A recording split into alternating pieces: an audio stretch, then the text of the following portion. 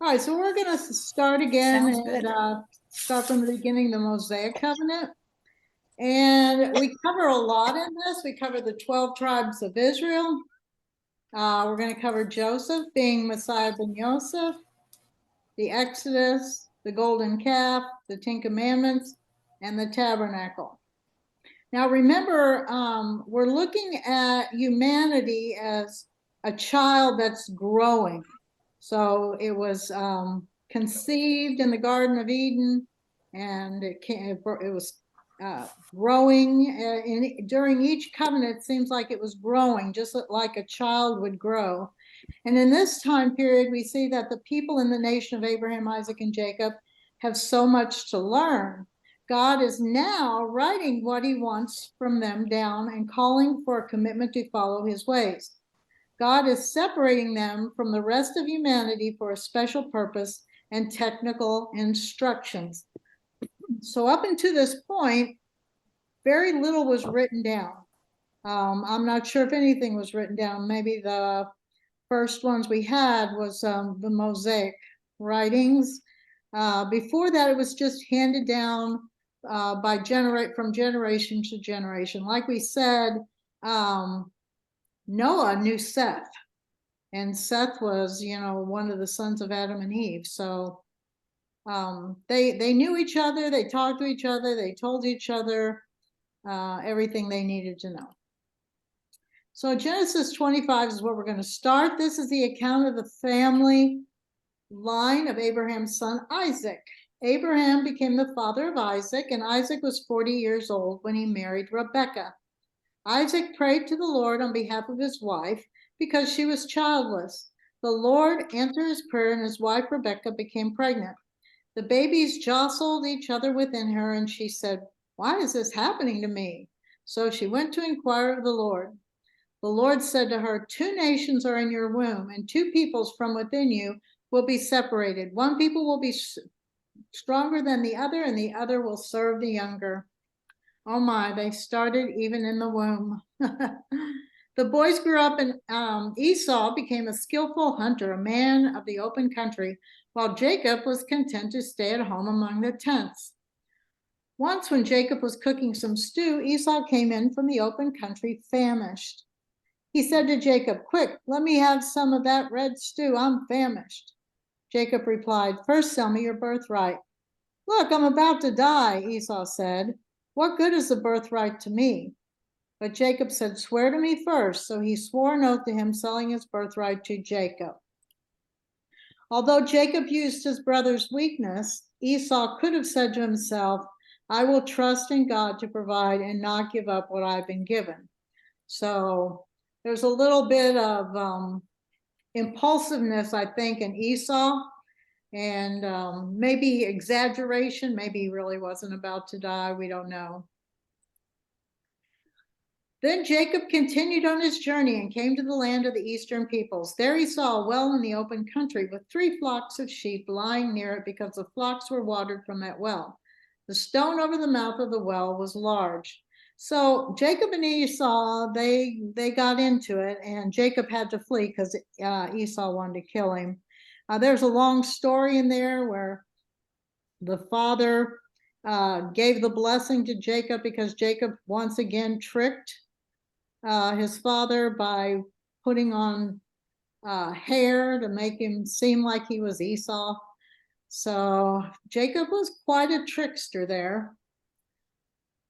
Then Jacob asked about Laban. "Is he well?" "Yes, he is," they said. "And here comes his daughter Rachel with the sheep." When Jacob saw Rachel, daughter of his uncle Laban, and Laban's sheep, he went over and rolled the stone away from the mouth of the well and watered his uncle's sheep. Then Jacob kissed Rachel. So that was kind of impulsive also, wasn't it? Jacob 29:16 says, "Now Laban had 2 daughters. The name of the older was Leah, and the name of the younger was Rachel." Leah had weak eyes, but Rachel had a lovely figure and was beautiful. Jacob was in love with Rachel and said, "I'll work for you 7 years in return for your younger daughter Rachel." So Jacob served 7 years to get Rachel, but they seemed like only a few days to him because of his love for her. When I do this, I just copy and paste out of the Bible. And, you know, the Bible really is a story of romance and war, and it's just it's beautiful. Anyone who says that the Bible is boring, I don't think they've really read it. Genesis 29:21 says, Then Jacob said to Laban, Give me my wife. My time is completed. I want to make love to her. So Laban brought together all the people of the palace or the place and gave a feast. But when evening came, he took his daughter Leah and brought her to Jacob, and Jacob made love to her. And Laban gave his servant Zilpah to his daughter as her attendant. How to cheat a cheater. Genesis 29:25. When morning came, there was Leah. So Jacob said to Laban, What is this you have done to me? I served you for Rachel, didn't I? Why have you deceived me? And so Jacob, who deceived his father to give him the birthright, was being deceived by his father-in-law. Laban says, Is it not our custom here to give the younger daughter in marriage before the older? It is not our custom here to give the younger daughter in marriage before the older one. Finish this daughter's bridal week, then we will give you the younger one also in return for another 7 years of work. God wanted a bride who loved him, yet God first took Israel as his bride, then paid the price to also redeem those that truly love him.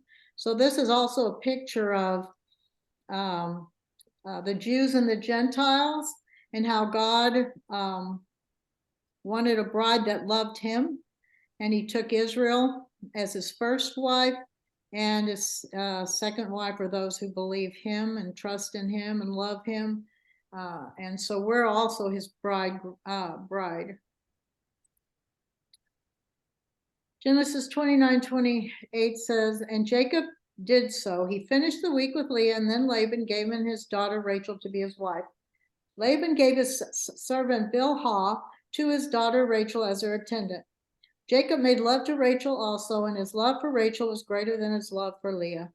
And he worked for Laban another 7 years. This is why plural marriage never works. Now, the 12 tribes of Israel. Leah, she was the mother of Reuben, Simeon, Levi, Judah, Issachar, Zebulun. Rachel was the mother of Joseph, who had Manasseh and Ephraim. Later on, we'll find that out, and Benjamin. And Zilpah was Leah's maid. She was the mother of Gad and Asher. And Bilhah was Rachel's maid, and she was the mother of Dan and Naphtali. So later on, we see that the priests were not included as one of the tribes. They were their separate organization, if you want to put it that way. They were separated from the list of the tribes of Israel. So it became Reuben, Simeon, Judah, Issachar, Zebulun, Manasseh, and Ephraim, the two sons of Joseph, Benjamin, Gad, Asher, Dan, and Naphtali. Genesis 32. So Jacob was alone the night before he went to see Esau. So Jacob was going to go and try to make amends with Esau. He's going through the land, and he had to pass by Esau. So he wanted to make amends. And so this was the night before he went to see Esau.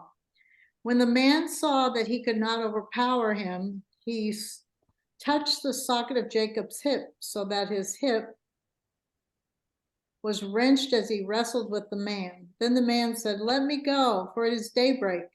But Jacob replied, I will not let you go unless you bless me. The man asked him, What is your name? Jacob, he answered. Then the man said, Your name will no longer be Jacob, but Israel, because you have struggled with God and with humans and have overcome. The given names of Israel mean, let God prevail, one who prevails with God, fighter of God, triumph with God, God contended, and wrestles with God. So this is the meaning of Israel. Can be any of these meanings. And many believe that the man that Jacob wrestled with was actually Yeshua. Now, Israel loved Joseph more than any of his other sons. So this is Jacob, now he's Israel. Because he had been born to him in his old age, and he made an ornate robe for him. Joseph had a dream, and when he told it to his brothers, they hated him all the more. He said to them, "Listen to this dream I had. We were binding sheaves of grain out in the field when suddenly my sheaf rose and stood upright, while your sheaves gathered around mine and bowed down to it." Then he had another dream, and he told it to his brothers. "Listen," he said, "I had another dream, and this time the sun and the moon and even 11 stars were bowing down to me."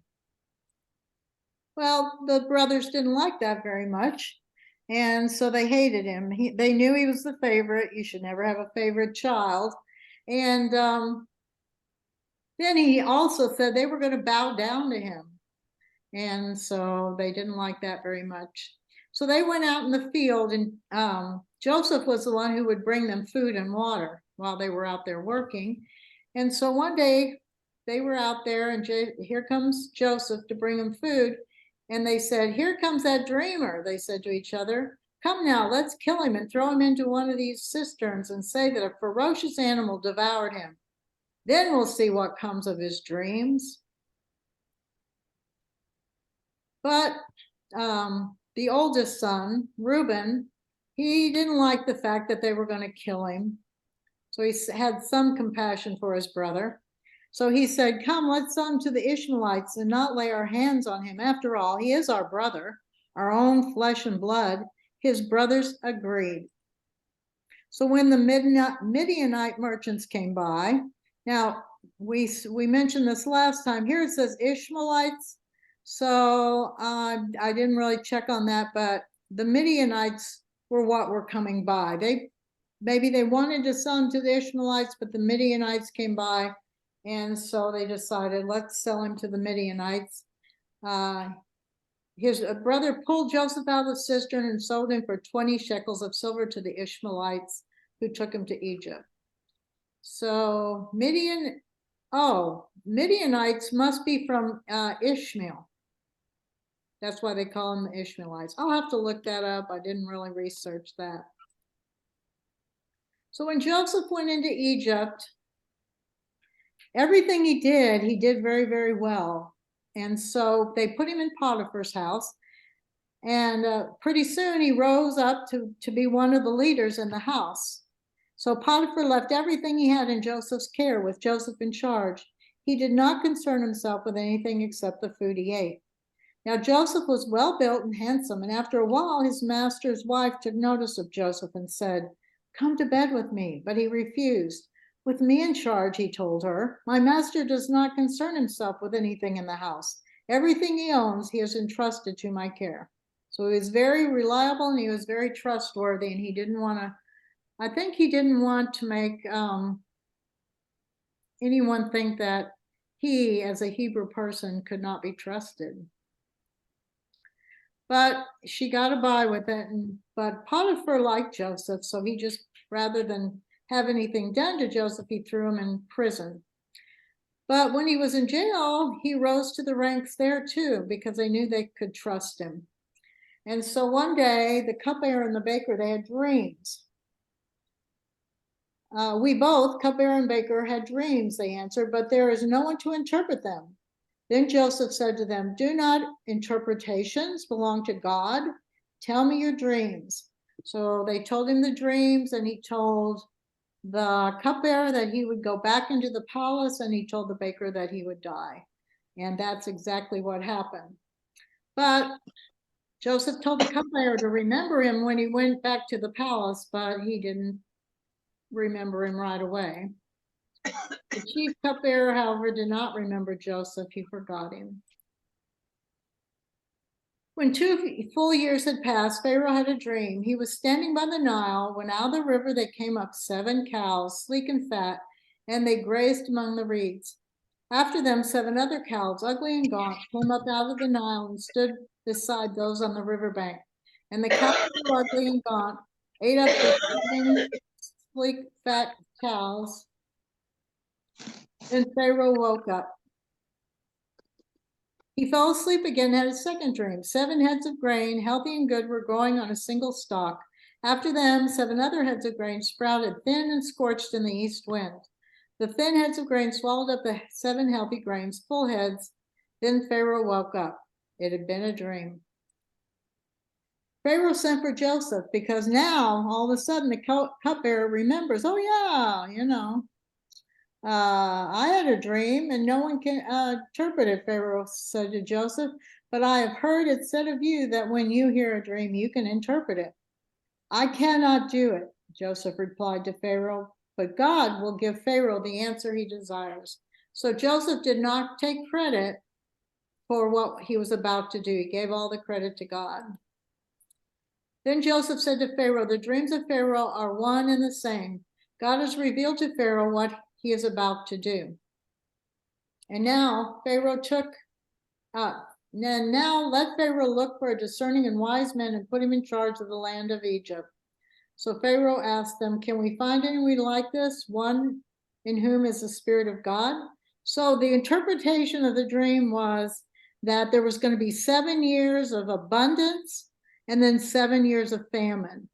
And so the Pharaoh needed someone to take care and make sure that everything was distributed evenly, that they didn't overeat or consume the first 7 years, so they would have enough saved, so they would have enough for the next 7 years.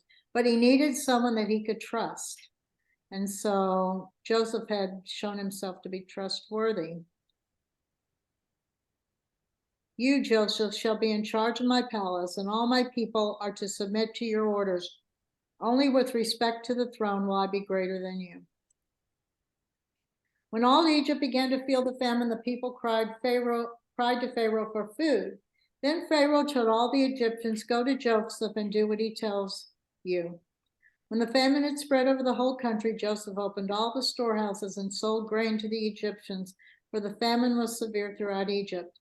And all the world came to Egypt to buy grain from Joseph because the famine was severe. And you look and you see Joseph's dream, the cows that were in famine. Joseph was 30 years old when he entered the service of Pharaoh's king, Egypt. And Joseph went out from Pharaoh's presence and traveled throughout Egypt. When Joseph learned that there was grain in Egypt, when Jacob learned that there was grain in Egypt, he said to his sons, why do you just keep looking at each other? I have heard that there is grain in Egypt. Go down there and buy some for us so that we may live and not die. Then 10 of Joseph's brothers went down to buy grain from Egypt. Why was there only 10? Well, Joseph was gone, and Benjamin was Joseph's full brother, and Jacob did not want Benjamin. He didn't want to lose Benjamin because he had already lost Joseph, so he didn't send Benjamin. And Jesus was also 30 years old when he began his ministry. So Joseph and Jesus, we're going to see here in a few minutes, had a lot in common.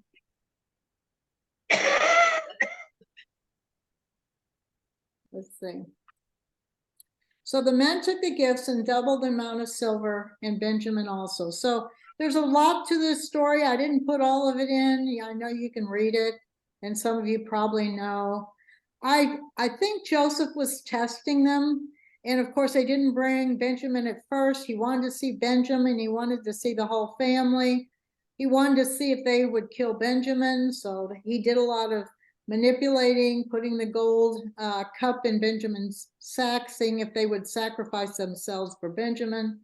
And so there's a lot to the story that I didn't include. So the men took the gifts and doubled the amount of silver, and Benjamin also. They hurried down to Egypt and presented themselves to Joseph.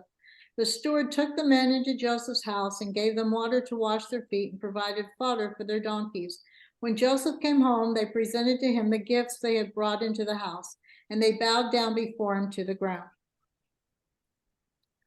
Then Joseph could no longer control himself before all his attendants, and he cried out, have everyone leave my presence. So there was no one with Joseph when he made himself known to his brothers. And he wept so loudly that the Egyptians heard him, and Pharaoh's household heard about it. Then Joseph said to his brothers, "Come close to me." When they had done so, he said, "I am your brother Joseph, the one you sold into Egypt." I can't even imagine what they thought. And now, do not be distressed and do not be angry with yourselves for selling me here, because it was to save lives that God sent me ahead of you. But God sent me ahead of you to preserve for you a remnant on earth and to save your lives by a great deliverance. So Jacob and all his offspring went to Egypt, taking with them their livestock and the possessions they had acquired in Canaan.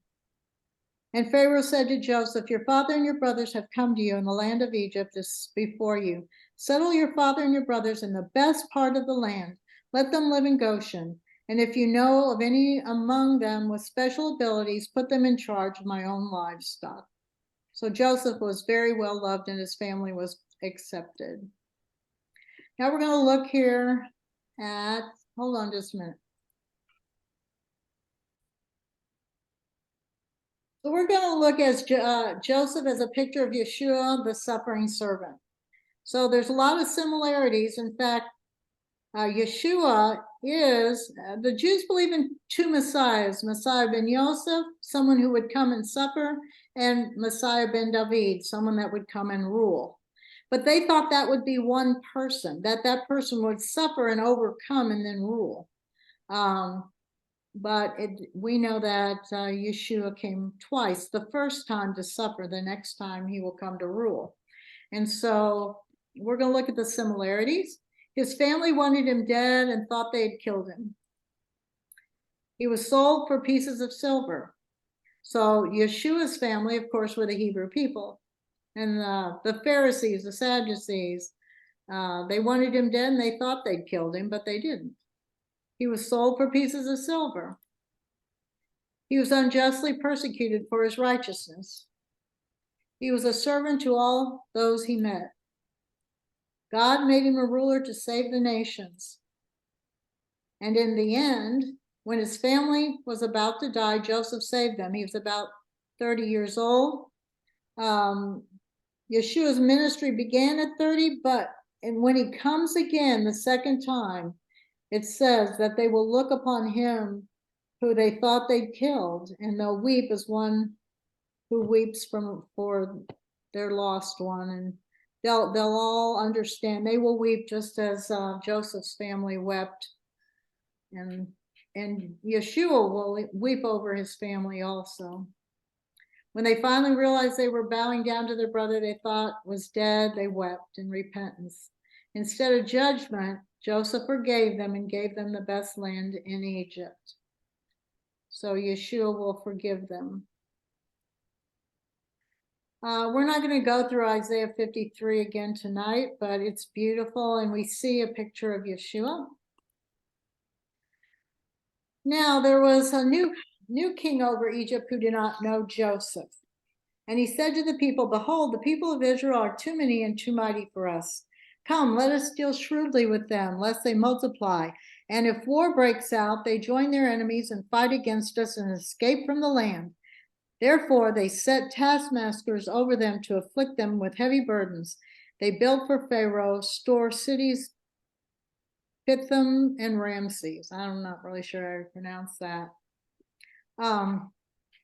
When I was on the Temple Mount and I talked to this Arab man, he actually said that one of the problems with the Jewish people is they have slave mentality. I didn't really understand why he would say that, but the Arabs look at the Hebrew people as nothing but slaves.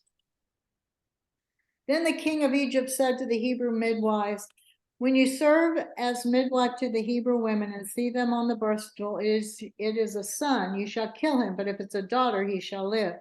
So the way the Pharaoh was going to, I guess, reduce the population, like we do with abortion, they were just going to kill the babies if it was a son when they were born.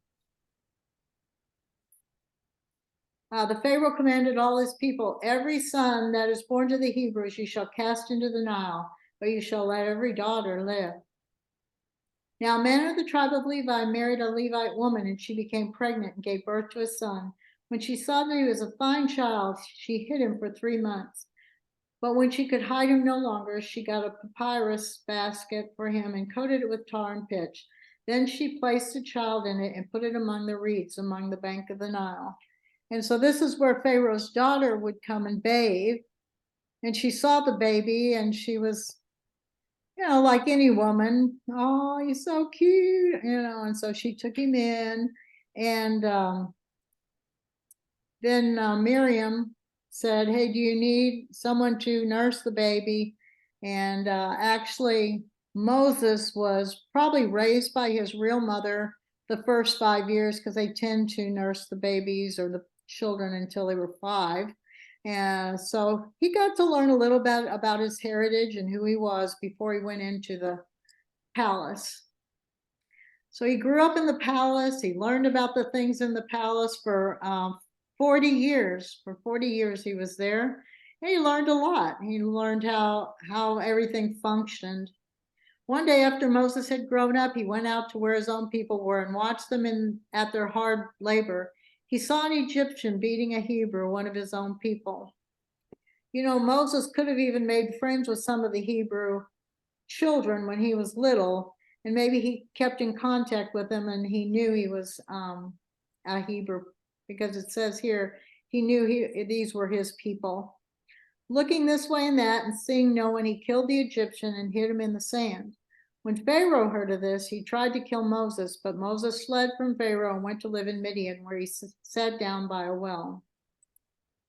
And he was 40 years old.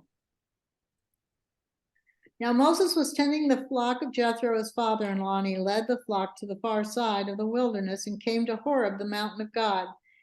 There the angel of the Lord appeared to him in flames of fire from within a bush. Moses saw that through the bush, as though the bush was on fire, it didn't burn up. When the Lord saw that he had gone over to look, God called to him and within the bush and said, Moses, Moses. And Moses said, here I am. Do not come any closer, God said. Take off your sandals, for the place where you are standing is holy ground. Then he said, I am the God of your father, the God of Abraham, the God of Isaac, and the God of Jacob. At this, Moses hid his face because he was afraid to look at God. The Lord said, I have indeed seen the misery of your people in Egypt.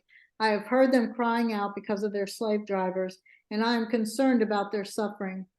So I have come down to rescue them from the hand of the Egyptians and to bring them out of that land into a good and spacious land, a land flowing with milk and honey. So from the beginning of time, we know that God hears our cries. He knows and sees our sufferings. Also, remember, if you looked at my video about shoes, sandals represent authority. And so God had given Moses authority.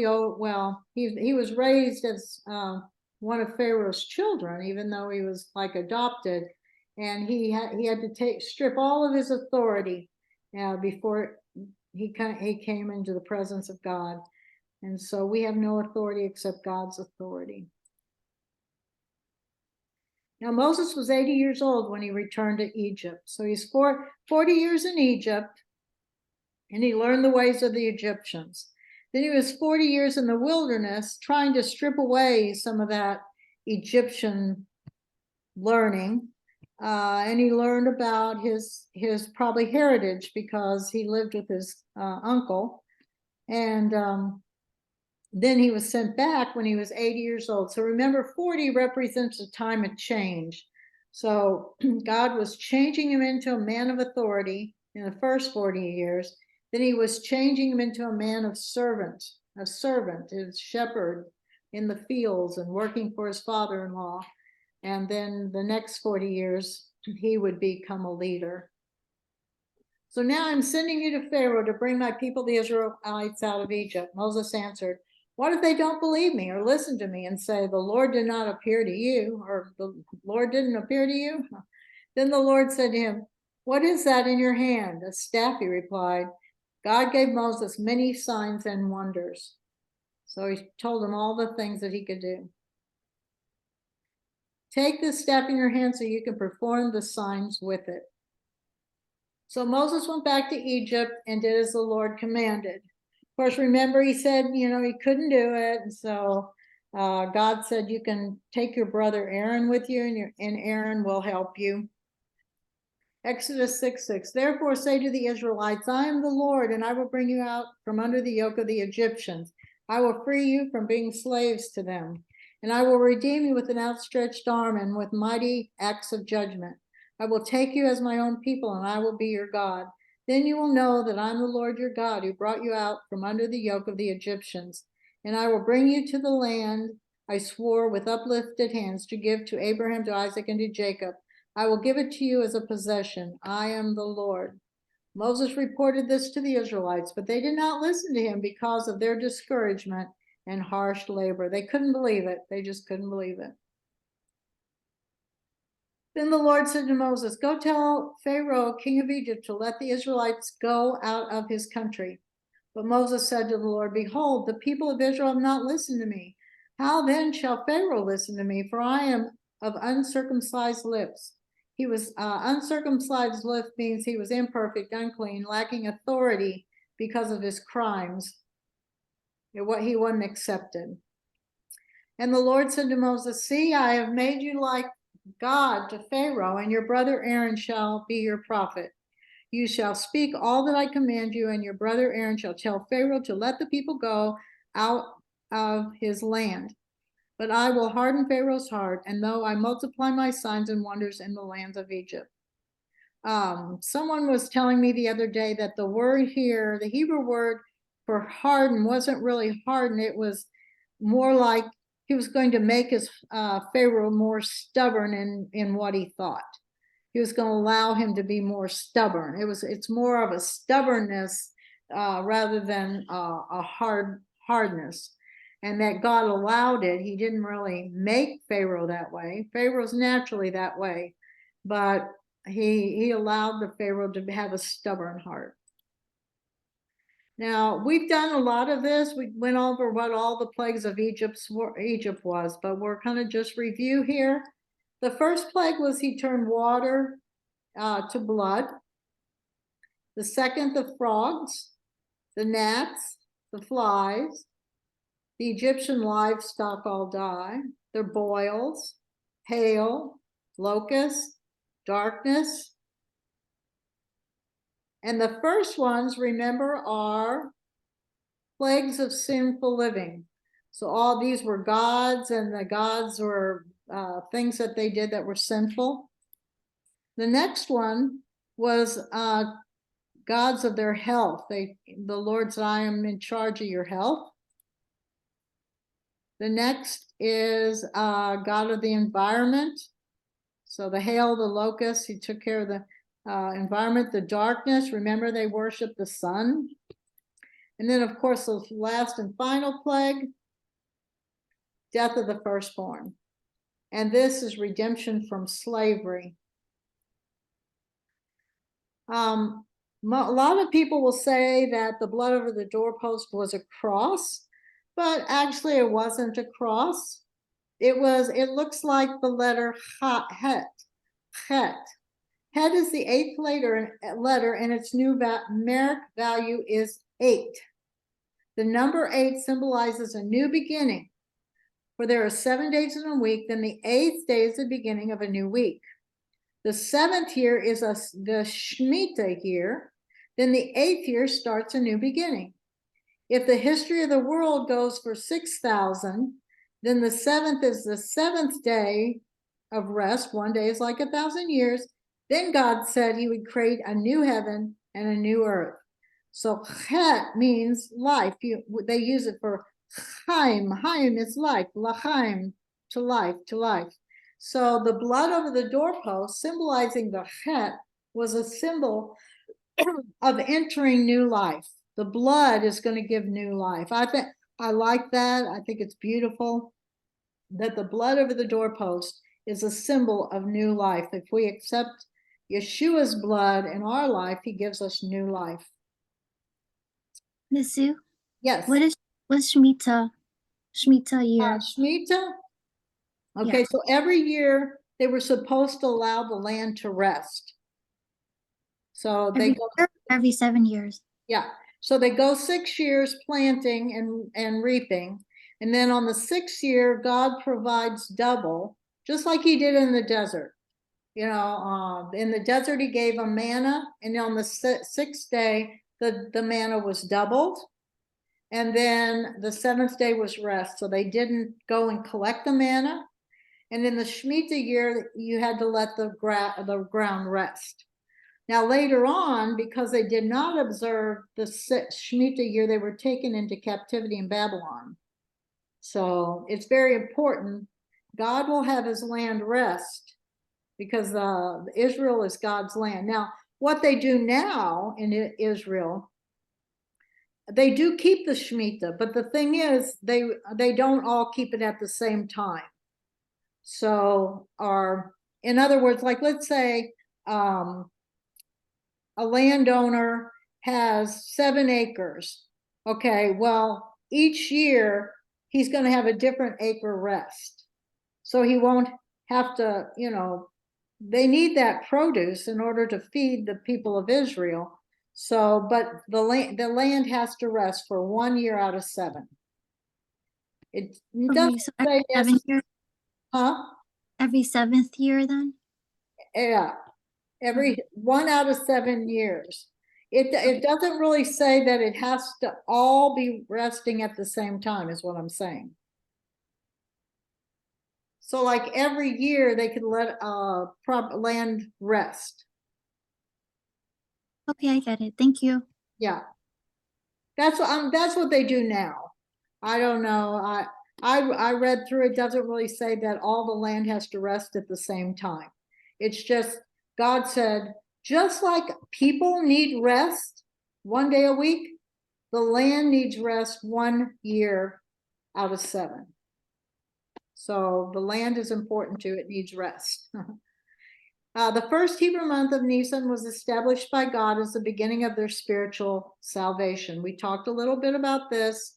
Nisan 1 is the spiritual beginning, and it is the first month.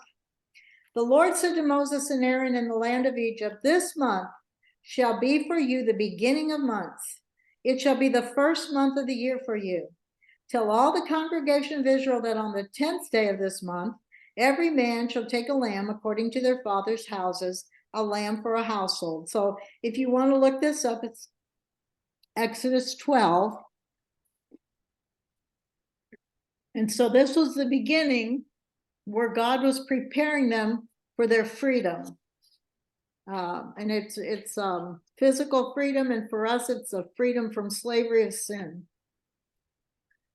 The month of Aviv, which means spring, a time of rebirth and awakening. So when you go and read, it'll say the month of Aviv. The word Aviv just means spring. A spiritual journey.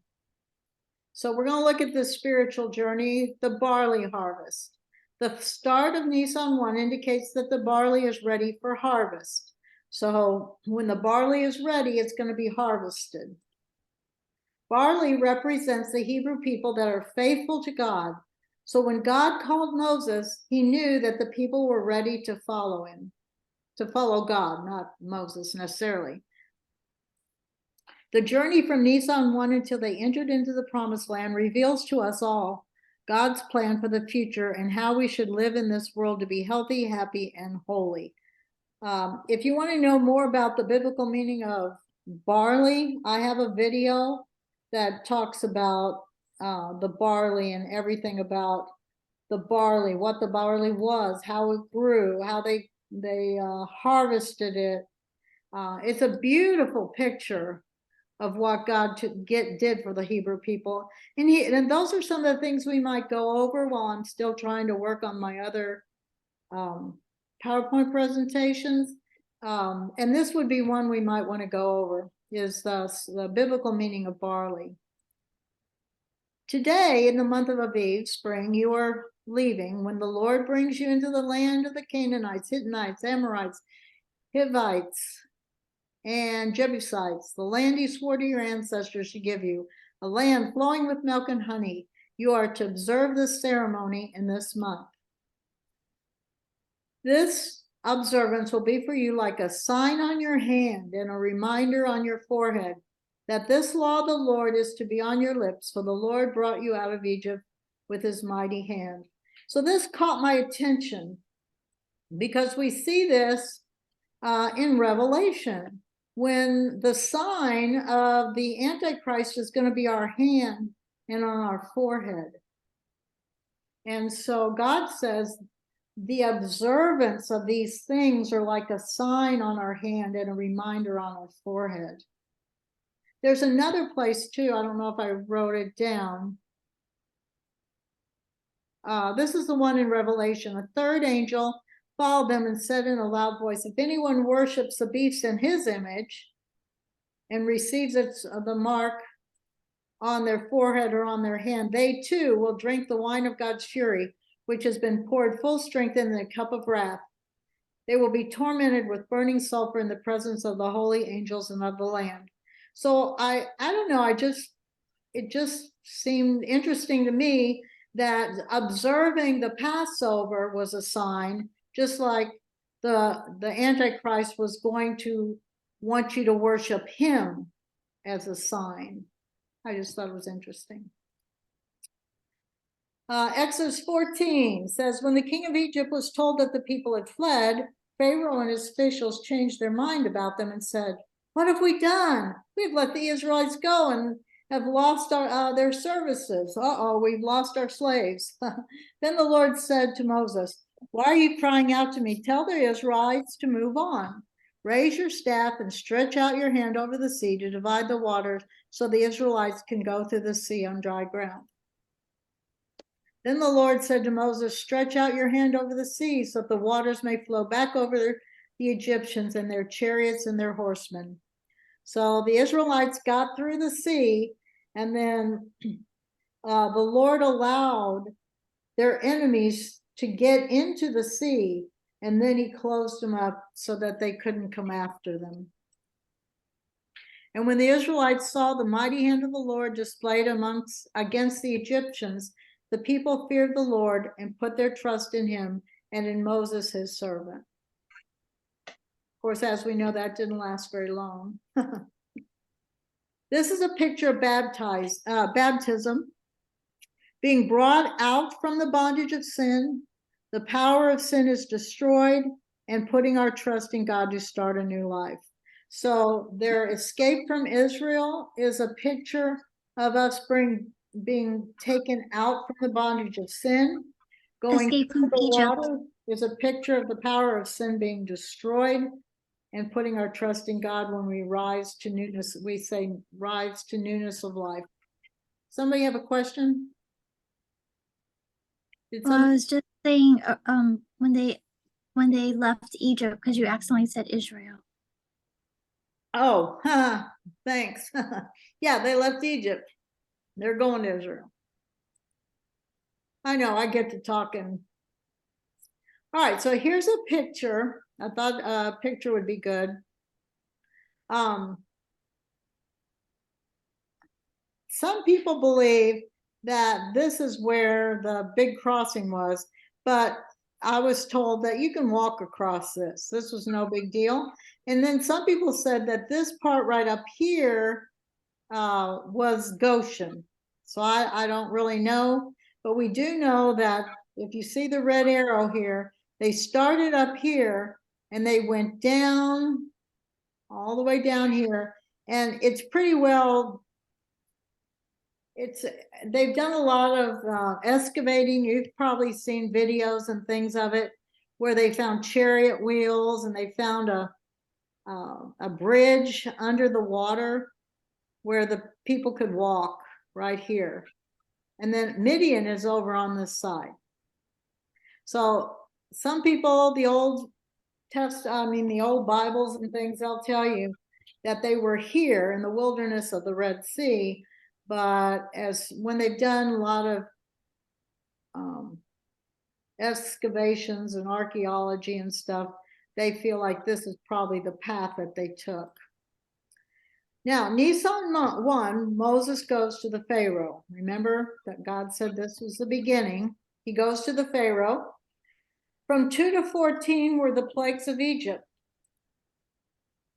On the 15th day, on the 10th day, they were to choose a lamb.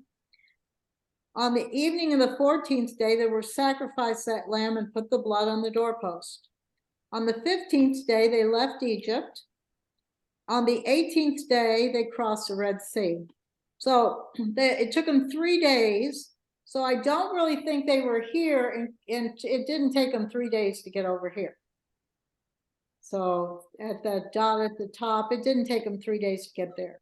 So I do believe that they probably followed this red line, took them 3 days. They get down here and they can't cross because it's too deep and it's too wide down here.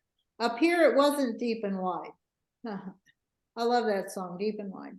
But anyway, it was deep and wide here. But so then they thought, oh, God brought us all this way and then we're going to die. On the 15th day of the second month, the Israelites said to themselves, so they crossed the Red Sea down there. If only we had died by the Lord's hand in Egypt. There we sat around pots of meat and ate all the food we wanted. But you have brought us out into this desert to starve this entire assembly to death. Then the Lord said to Moses, I will rain down bread from heaven for you. The people are to go out each day and gather enough for that day. On the 6th day, they are to prepare what they bring in, and that is to be twice as much as they gather on the other days. So every time God had 6 days, and then on the 7th day, he wanted us to rest. Moses also said, you will know that it was the Lord when he gives you meat to eat in the evening and all the bread you want in the morning, because he has heard your grumbling against you. Who are we? You are not grumbling against us, but against the Lord. I don't know, for most of my life, I didn't think the Israelites had meat. I thought all they ate was manna, because that's all they ever talk about was eating manna. But they did have meat. They had meat, but maybe they couldn't have bread because they didn't have any way to grow the wheat. So God gave them the manna as the bread. So manna was their bread, their nutrition, probably their vitamins. They didn't have fruits and vegetables. That's what they liked in Egypt. They didn't have that, but they did have meat and they did have bread. Moses said, this is what the Lord has commanded. Take an omer of manna and keep it for the generations to come, so they can see the bread I gave you to eat in the wilderness when I brought you out of Egypt. Nisan 1, the Israelites were ready to be rescued and given a new life, just as the barley was ready for harvest and consumption. Nisan 15, which is the Passover, the firstborn of each family was spared by the shedding of the blood of a lamb, and it was the day of redemption from slavery. Nisan 20, God defeated their enemy and raised from the depth of the sea to walk to a new life toward the promised land. 50 days after the crossing of the Red Sea, they stood at the base of the mountain and dedicated their lives to follow the God that saved them. Therefore, the counting of the Omer is 50 days from their salvation, Feast of First Fruits, where they crossed the Red Sea, until their commitment to follow God's commands at Shavuot. So that's how we get the 50 days of counting the Omer. It was from the time they crossed the Red Sea until they got to the mountain and dedicated themselves. They actually took 40 days to get to the mountain, but there was 10 days at the mountain before Moses brought the commandments. So here we see another picture. Here's Mount Horeb. They think Mount Horeb was right here in Saudi Arabia. Mount Sinai, Mount Horeb. And then they're going to make a trip over here to Jerusalem. 40 days after the Israelites came to the mountain and settled there. So they took them 40 days to get to the mountain. Moses went up the mountain and God told him to have the people prepare themselves to meet him at the foot of the mountain. 50 days after the crossing the Red Sea, the Lord spoke and told them what he expected, and they committed themselves to Jehovah. And the Lord said to Moses, go to the people and consecrate them today, and tomorrow have them wash their clothes and be ready by the 3rd day, because on that day the Lord will come down on Mount Sinai in the sight of all the people. So they clothed themselves with white linen. The people dedicated themselves to the God of Abraham, Isaac, and Jacob. On the first day of the third month after the Israelites left Egypt, on that very day, they came to the desert of Sinai. Then Moses went up to God, and the Lord called to him from the mountain and said, "This is what you are to say to the descendants of Jacob, and what you are to tell the people of Israel. If you obey me fully and keep my covenant, then out of all nations you will be my treasured possession, although the whole earth is mine." The people all responded together, "We will do everything the Lord has said." So Moses brought their answer back to the Lord. This was Shavuot, on Shavuot. All right, I don't think we're going to have time to do much more. No, I think we're going to stop here so we can talk about this. So